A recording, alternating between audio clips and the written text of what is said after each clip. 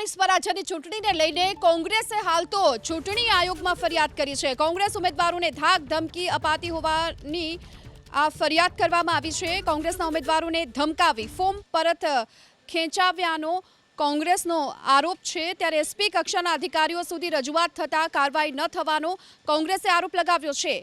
ચૂંટણી દરમિયાન એક બે નહીં ઠેકઠેકાણે આ પ્રકારની ઘટના બની હોવાની વાત હાલ કોંગ્રેસે કરી છે। આ સાથે ગુજરાતનું આ મોડલ અયોગ્ય અને આકરી કાર્યવાહીની કોંગ્રેસે માંગ કરી છે। કોંગ્રેસના ઉમેદવારોને ધાક ધમકી અપાતી હોવાની આ ફરિયાદ કરવામાં આવી છે। કોંગ્રેસ ઉમેદવારોને ધમકાવીને ફોર્મ પરત ખેંચાવ્યાનો પણ આરોપ લગાવ્યો છે।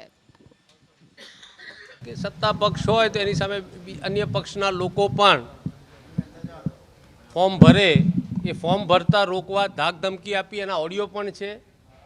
એનાથી વિશેષ જો એણે ફોર્મ ભરી દીધું હોય તો ચાહે મહિલા હોય તો એ મહિલાને પણ 2 દિવસ અગવા કરી દે, એના ઘરના જઈને એસપીને રજૂઆત કરે સ્થાનિક કક્ષાએ લેખિતમાં, તો પણ એને જવાબ આપવામાં ના આવે।